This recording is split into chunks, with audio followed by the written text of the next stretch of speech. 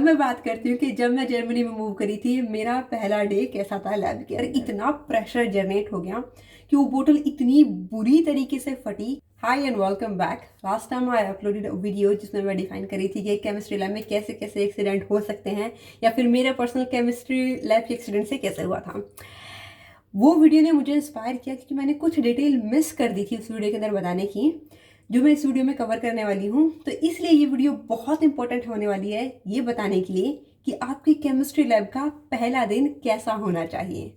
तो basically safety introduction से introduce करा जाता है, क्या क्या सेफ्टी इंस्ट्रक्शन होंगी, उन सभी के बारे में डिटेल में बात करेंगे। लेकिन उससे पहले मैं एक स्टोरी शेयर करना चाहूँगी, जो कि IIT भुवनेश्वर में जब हमारा पहला पहला लैब प्रैक्टिकल था, वो था ऑर्गेनिक का।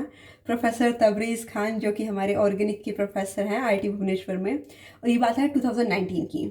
वो हमारे सेमेस्टर का फर्स्ट सेमेस्टर का जो फर्स्ट प्रैक्टिकल कोर्स था ऑर्गेनिक का, वो ले रहे थे। हम सारे बच्चे क्लास के अंदर गए, लैब के अंदर गए, और वो लैब काफ़ी बड़ा है, कुछ 80 स्क्वायर मीटर या फिर उससे भी बड़ा। जो मेरी एक वीडियो है ओपन डे ऑफ केमिस्ट्री या IIT भुवनेश्वर, उसके अंदर उस पूरी लैब का एक बहुत ही अच्छा व्यू है। आप वो वीडियो भी देख सकते हैं अगर आपको लैब जाननी हो तो कैसी है। तो हम सभी बच्चे आकर के बैठे हुए हैं इस डायरेक्शन में, और जो हमारे प्रोफेसर वो हमें सेफ्टी के बारे में थोड़ी थोड़ी नॉलेज दे रहे हैं। And at the same time जो हमारे लैब असिस्टेंट थे, वो दूसरे, मतलब अगर हम सब बच्चे ऐसे ब्लैक बोर्ड की डायरेक्शन में करके बैठे हुए हैं और हमारे प्रोफेसर ऐसे हमें देख रहे हैं, तो बिल्कुल इस डायरेक्शन में बहुत कोने के अंदर जाकर के वो कुछ बोतल की रीअरेंजमेंट कर रहे थे। और उस टाइम पे ऐसा हुआ कि कोई एक एसिडिक बोतल बहुत लंबे टाइम पे वहाँ पे रखी हुई थी, और रखी रखी उस बोतल के अंदर इतना प्रेशर जनरेट हो गया कि वो बोतल इतनी बुरी तरीके से फटी कि उनका पूरा जो नेक था वो सब कुछ जल गया। तो बेसिकली वो सेफ्टी इंस्ट्रक्शन के बारे में हमें यहाँ पे मुंह से बता रहे थे, और हमने लाइव एग्जाम्पल पहले ही दिन देख लिया। इसलिए केमिस्ट्री लैब में हमेशा जो हमारा पहला डे होता है वो डेडिकेट किया जाता है सेफ्टी इंस्ट्रक्शंस को बताने के लिए। तो सबसे बेसिक से शुरुआत करते हैं। अगर आप बैचलर्स में हो और बैचलर्स में प्रैक्टिकल कोर्स स्टार्ट हो रहे हैं, तो उसमें सेफ्टी इंट्रोडक्शन कैसे इंट्रोड्यूस किया जाते हैं। क्योंकि अमाउंट ऑफ स्टूडेंट ज़्यादा होते हैं, ऐसे में जो हमारा पहला दिन होता है वो किसी लेक्चर हॉल में सभी बच्चों को बिठा दिया जाता है, और एक बहुत बड़ी सी PPT चलाई जाती है जिसके अंदर पूरा विजुअल्स दिखाए जाते हैं कि आपको क्या क्या काम करने हैं, क्या क्या काम नहीं करने। और उसके लिए एक लॉन्ग लिस्ट है जो कि मैंने यहाँ पे भी बना के रखी है। बहुत ही कुछ कुछ बातें तो बहुत ही ज़्यादा फनी है। ओके, तो सबसे पहले स्टार्ट करते हैं कि आपकी जो प्रोटेक्टिव इक्विपमेंट्स है वो आपके पास में होने चाहिए, जिसमें सबसे पहली बात आती है आपका जो लैब कोट है वो होना चाहिए। लैब कोट के भी बहुत सारे रूल्स हैं। फॉर एग्जांपल, इंडिया में जितने भी लैब में मैंने काम किया है, फिर जितनी जितनी भी लैब में मैं आज तक घूमी हूँ, उन सभी के अंदर जो लैब कोट होता है वो आपकी हिप की लेंथ तक का ही होता है। लेकिन सभी यूरोपियन कंट्री में जो लैब कोट है वो आपकी नी को भी क्रॉस कर जाएगा। और बहुत, फॉर एग्जांपल, कुछ एक्सल साइज के होते हैं, वो तो मेरे शू लेंथ को भी टच कर जाते हैं, मतलब बहुत ही लंबे लैब कोट होते हैं। प्लस जो हाफ स्लीव्स लैब कोट होते हैं वो बड़ी लैब्स के अंदर अलाउड नहीं होते हैं, हमेशा फुल स्लीव्स वाला ही होना चाहिए। आई वुड प्रेफर कि दो तरीके के लैब कोट आते हैं, जो फुल स्लीव्स होते हैं लेकिन उनकी स्लीव्स यहाँ से ऐसे खुली हुई होती हैं। उनकी बजाय बहुत ज़्यादा कन्वीनियंट वो होता है जिनमें यहाँ पे रबड़ लगा हुआ हो, ताकि अगर हम कुछ काम कर रहे हैं तो वो स्लीव्स ऐसे डिस्टर्ब ना करें हमें। तो ये बात होगी लैब कोट के बारे में। आई वुड एडवाइज कि हर इंसान के पास में एटलीस्ट 2 लैब कोट तो होने ही चाहिए। एक लैब कोट जब कोई बहुत डेंजरस तरीके से काम करे उसको पहनने के लिए, और एक जो हम नॉर्मल जो डेली लाइफ में केमिस्ट्री करते हैं उसको पहनने के लिए। ऐसा मैंने क्यों कहा, क्योंकि अगर हम कोई बहुत हार्मफुल केमिस्ट्री कर रहे हैं उस टाइम पे जो हम लैब कोट पहनेंगे वो हम नॉर्मली जो केमिस्ट्री कर रहे हैं उस टाइम पे ना पहने, क्योंकि पहले ही वो बहुत सारे हार्मफुल केमिकल से एक्सपोज हो चुका है। और लैब कोट हमेशा धोए नहीं जाते, हमेशा वॉश नहीं किए जाते। मतलब ऑब्वियसली डेली बेसिस पे तो कोई भी नहीं करेगा, बट एक रेगुलर टाइम पे वॉश होते हैं। बट कुछ लैब कोट हम वॉश नहीं करते क्योंकि सोडियम उनके ऊपर चिपक जाता है, या फिर बहुत सारे ऐसे केमिकल होते हैं जो कि अगर हम वाटर के अंदर लैब कोट को डिजोल्व करेंगे या फिर भिगोएंगे तो वो जो मटेरियल है वही डिजोल्व हो जाएगा। इसलिए बहुत सारे लैब कोट को हम सिर्फ कुछ महीनों के लिए यूज करते हैं और फिर उनको डिस्कार्ड कर देते हैं। तो सबसे पहली बात आपका लैब कोट। दूसरी बात आपके सेफ्टी गूगल्स। अब इस पे तो मैं ढेर सारी वीडियो बना चुकी हूँ कि सेफ्टी गूगल्स कैसे होने चाहिए। अगर आप बिगिनर्स हैं तो उसकी शुरुआत कर सकते हैं बहुत ही बेसिक वाले सेफ्टी गूगल से। उसके बाद में थोड़ा एडवांस लेवल पे जाएंगे, जिन सेफ्टी गूगल के ऊपर भी बहुत सारी लेयर बनी हुई होती है, एक प्लेटफॉर्म सा क्रिएट होता है, ताकि अगर कोई केमिकल ऊपर से आपकी आंखों के पास आए वो आपकी ग्लासेस को क्रॉस करके आपकी आंखों तक टच ना हो। और सबसे बड़ी बात, अगर कोई बच्चा स्पेक्स पहनता है वो गूगल्स को कैसे यूज़ करे, उसके लिए अलग टाइप का गूगल आता है। प्लीज़ ऐसा ना कीजिए कि अगर आपको लेंसेज सॉरी, अगर आपको ग्लासेस लगे हुए हैं तो आप ये सोचिए कि अरे मुझे तो नॉर्मल सेफ्टी गूगल्स पहन लेना चाहिए और ग्लास की जगह मैं लेंसेज लगा लूँगा। ये एक बहुत ही बड़ी मिसअंडरस्टैंडिंग है या फिर एक बहुत ही गलत स्टेप होगा, क्योंकि केमिस्ट्री लैब्स के अंदर कॉन्टैक्ट लेंसेज अलाउड नहीं है, क्योंकि वो सिलिका के बने हुए होते हैं और केमिस्ट्री लैब के अंदर बहुत सारे केमिकल सिलिका को डिजोल्व कर देते हैं। तो अगर आपकी आंख के बिल्कुल पास में कुछ सिलिका का मटेरियल लगा हुआ है, वो आपकी आंख के अंदर ही डिजोल्व होना स्टार्ट हो जाएगा and that going to destroy your eyes. तो इसलिए लैब के अंदर कॉन्टैक्ट लेंसेज बिल्कुल मना है। उसके लिए एक सेफ्टी गूगल्स अलग से डिजाइन किए जाते हैं जो आपके नॉर्मल स्पेक्स को अक्यूमुलेट कर लेते हैं सेफ्टी गूगल्स के अंदर। वो काफी बड़े साइज में होते हैं, उनकी साइड से साइड प्रोटेक्शन काफी ज्यादा होता है, टॉप प्रोटेक्शन काफी होता है। तो अगर कोई इंसान ऐसा सोच रहा है कि उनकी आई साइड वीक है तो उनकी नॉर्मल जो ग्लासेस है उनके ऊपर वो सेफ्टी गूगल कैसे पहने, तो उनके लिए नॉर्मल सेफ्टी गूगल काम नहीं करेंगे। आप एक स्पेसिफिक जाकर के आप ही की लैब के अंदर वो मिल जाएगा जिसके अंदर बहुत बड़ा प्लेटफॉर्म ऊपर होगा और साइड में भी बहुत बड़े बड़े प्लेटफॉर्म होते हैं, ताकि वो अपने ग्लासेस को अक्यूमुलेट कर लें। तो सबसे पहला लैब कोट, दूसरा सेफ्टी गॉगल्स। अब तीसरी की बारी बात है कि इमरजेंसी एग्जिट्स कहाँ पे हैं। तो सभी लैब अपना एक बेसिक लेआउट बना करके रखती हैं और बैचलर्स के अंदर वो पूरे पीपीटी के अंदर विजुअल्स दिखाए जाते हैं कि अगर कुछ भी इमरजेंसी हो जाती है तो यहाँ यहाँ यहाँ यहाँ आपके इमरजेंसी एग्जिट हैं और कैसा सायरन आपको सुनाई देगा अगर कुछ भी एक्सीडेंट हो जाता है, कि इस सायरन से आपको एक्टिवेट हो जाना है और सभी इमरजेंसी डोर्स को ओपन करके जस्ट निकल जाइए। दूसरी इंपॉर्टेंट बात आती है कि आपके शूज़ कैसे होने चाहिए। अब कोई भी शूज़ जो कि फुल्ली कवर्ड हो, ऐसा नहीं कि आपके टो एक्सपोज हो रहे हो। चप्पल तो ऑब्वियसली अलाउड नहीं है, हील्स भी अलाउड नहीं है क्योंकि वो आपके बैलेंस को बिगाड़ देगी।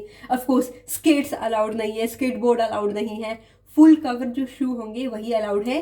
तो आपके पैर हमेशा फुल्ली कवर्ड होने चाहिए और आपकी जो पैंट है वो हमेशा फुल लेंथ होनी चाहिए। वो इतना सा जो पार्ट होता है जो हमारे शू के और लेंथ पैंट के जो बीच में होता है, जो विजिबल होता है, बहुत सारे लोग उस पर भी ऑब्जेक्शन उठा देते हैं कि वो भी विजिबल नहीं होना चाहिए। अब हम जब इतनी सारी बातें कर रहे हैं तो एक बेसिक चीज़ तो आ ही जाती है कि लैब के अंदर आपका पानी पीना अलाउड नहीं होता है। पानी की बोतल्स के लिए अलग से बाहर रैक बना दिया जाता है, सभी बच्चे आकर के अपनी पानी की बोतल वहाँ पे रखते हैं। केमिस्ट्री लैब के अंदर वाटर बोतल ले जाना अलाउड नहीं है और खाना भी ऑब्वियसली वो तो बिल्कुल भी अलाउड नहीं है। अगर आप बीमार हैं, किसी भी तरह की बीमारी है आपको, आप कॉन्शियसनेस खो सकते हैं, तो प्लीज़ केमिस्ट्री लैब मत आइए। प्लस अगर आप प्रेग्नेंट हैं तो भी आपको केमिस्ट्री लैब में आना अलाउड नहीं है, किसी बच्चे को भी नहीं, बाय द वे। और हाँ, बहुत सारी लैब में तो ऐसा भी है कि गेस्ट आकर के विजिट नहीं कर सकते। ऐसा नहीं होगा कि ओह मेरा बच्चा इस केमिस्ट्री लैब में काम कर रहा है, चलो पेरेंट्स को घुमा देता हूँ। ना ना ना, जो भी इंश्योर्ड नहीं है, लीगली इंश्योर्ड नहीं है, जिनका हेल्थ इंश्योरेंस कवर नहीं है, कि अगर केमिस्ट्री लैब में कुछ भी धमाका होता है, किसी भी तरीके की इंजरी हो जाती है,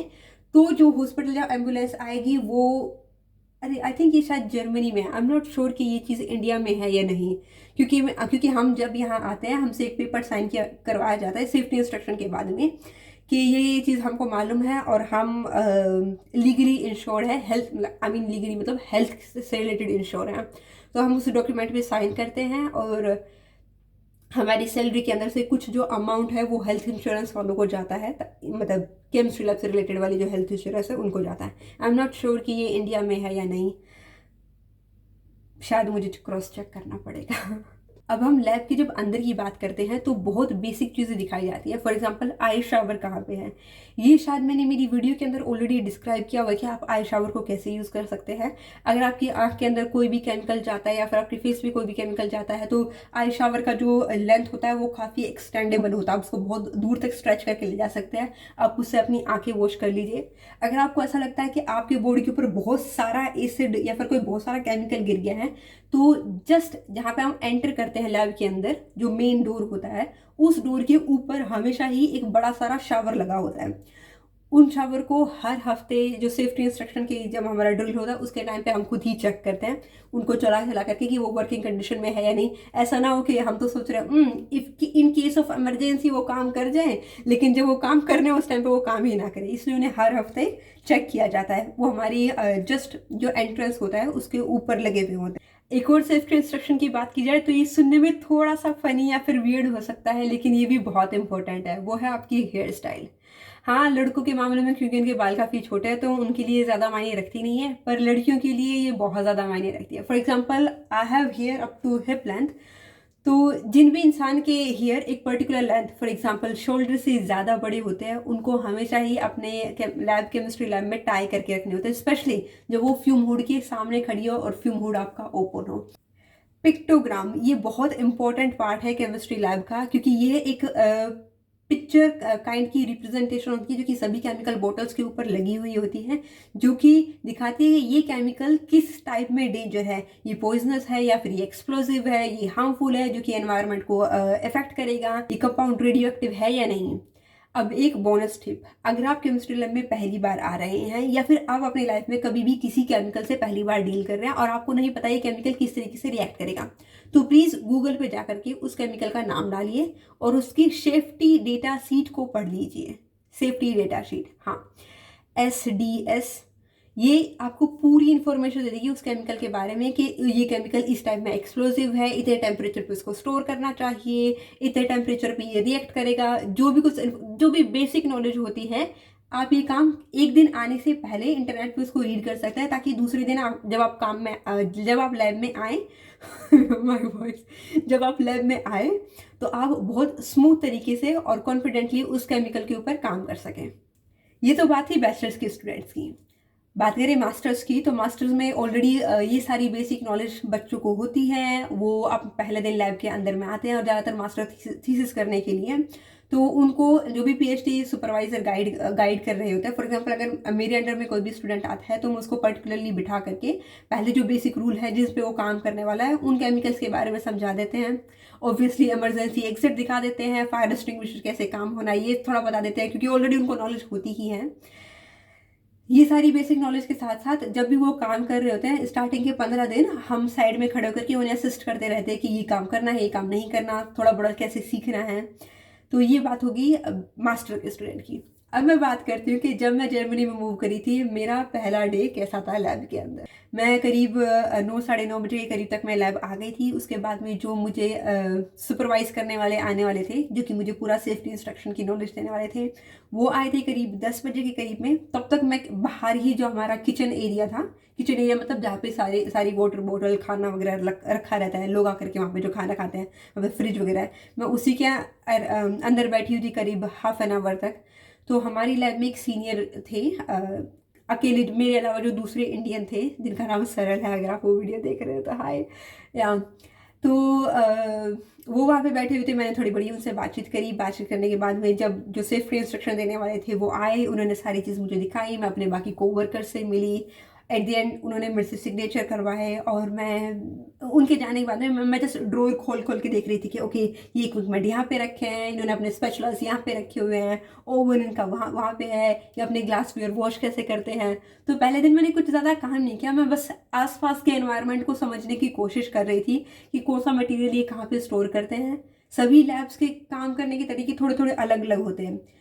मैं जर्मनी आने से पहले श्लैंक लाइन के ऊपर काम नहीं किया था, मतलब जब मैं इंडिया में काम कर रही थी तो हमें अगर इनर्ट एटमॉस्फेयर चाहिए होता है तो हम बैलून के अंदर आर्गन या फिर नाइट्रोजन गैस भर के उसी को लगा देते थे। बट जर्मनी आने बाद में मैंने श्लैंक लाइन पे काम सीखा, तो वो मेरे लिए काफ़ी न्यू था। तो पहले दिन तो मैं बस ओवर द शोल्डर लोगों को ऑब्जर्व ही कर रही थी कि वो कैसे क्या काम कर रहे हैं। और करीब 3 बजे तक मैंने सब कुछ किया और मैं जल्द ही घर वापस चली गई थी। तो कोई मैंने बहुत हैवी हेक्टिक काम नहीं किया उस टाइम पे।